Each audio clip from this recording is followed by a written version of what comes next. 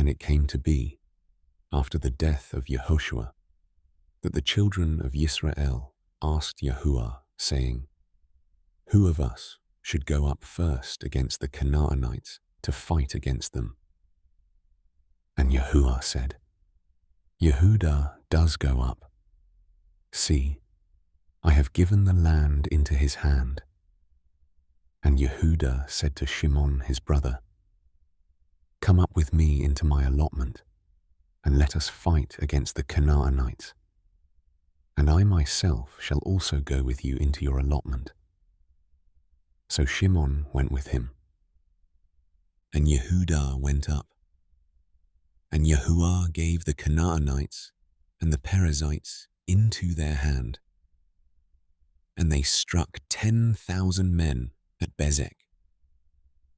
And they found Adoni-Bezek in Bezek, and fought against him, and struck the Canaanites and the Perizzites. But Adoni-Bezek fled, and they pursued him, and caught him, and cut off his thumbs and big toes. And Adoni-Bezek said, 70 sovereigns with their thumbs and big toes cut off used to gather food under my table. As I have done, so Elohim has repaid me." And they brought him to Jerusalem, and he died there. And the children of Yehudah fought against Jerusalem and captured it, and struck it with the edge of the sword, and set the city on fire. And afterward, the children of Yehudah went down to fight against the Canaanites who dwelt in the mountains, in the south, and in the low country. And Yehudah went against the Canaanites who dwelt in Hebron. Now the name of Hebron was formerly Kiriath Arba. And they struck Sheshai, and Ahiman, and Talmai. And from there they went against the inhabitants of Debir. Now the name of Debir was formerly Kiriath Sepher. And Caleb said, "He who smites Kiriath Sepher and shall capture it, to him I shall give my daughter Aksah as wife." And Othniel, son of Kenaz, Caleb's younger brother, captured it, and he gave him his daughter Aksah as wife. And it came to be, when she came in, that she urged him to ask her father for a field. And when she got off from her donkey, Caleb said to her, "What is the matter?" And she said to him, "Give me a blessing, since you have given me land in the south. Give me also springs of water."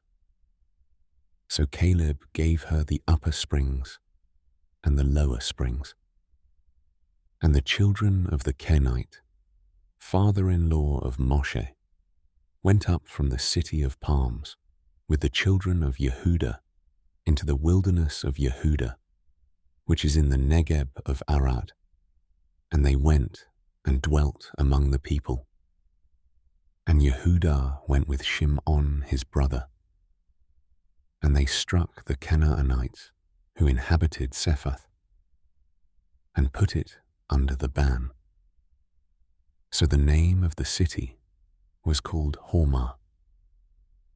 And Yehudah captured Azah and its border, and Ashkelon and its border, and Ekron and its border.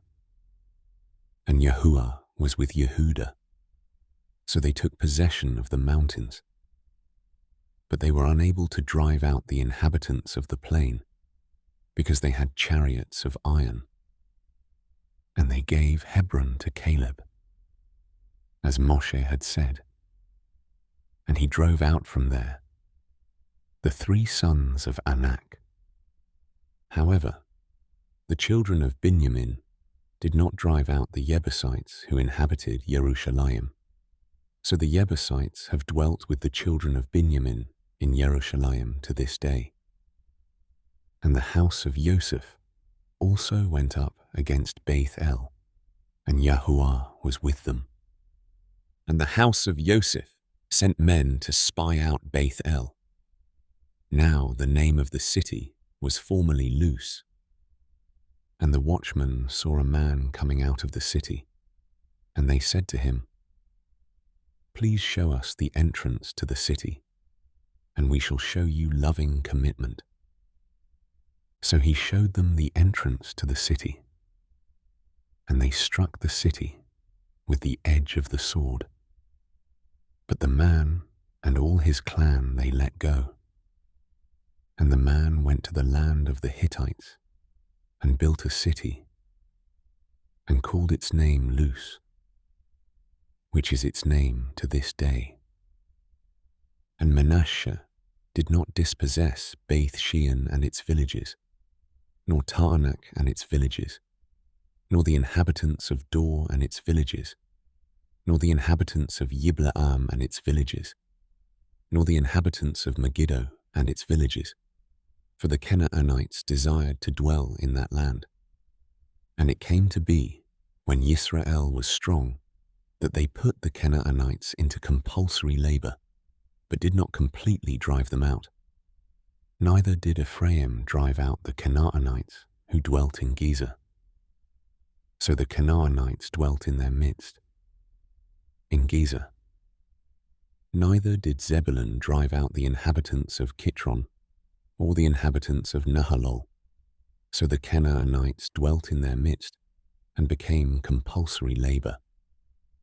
Neither did Asher drive out the inhabitants of Akko, nor the inhabitants of Sidon, nor of Ahlab, nor of Akzib, nor of Helbah, nor of Aphik, nor of Rehob. So the Asherites dwelt in the midst of the Canaanites, the inhabitants of the land, because they did not drive them out. Neither did Naphtali drive out the inhabitants of Beth Shemesh, nor the inhabitants of Beth Anath, but they dwelt among the Canaanites, the inhabitants of the land. And the inhabitants of Beth Shemesh and of Beth Anath became compulsory labor for them. And the Amorites pressed the children of Dan into the mountains, for they would not allow them to come down to the valley. And the Amorites desired to dwell in Mount Heres, in Ayalon, and in Sha'albim. But when the hand of the house of Joseph became stronger, they became compulsory labor. And the border of the Amorites was from the ascent of Akrabim, from Selah and upward,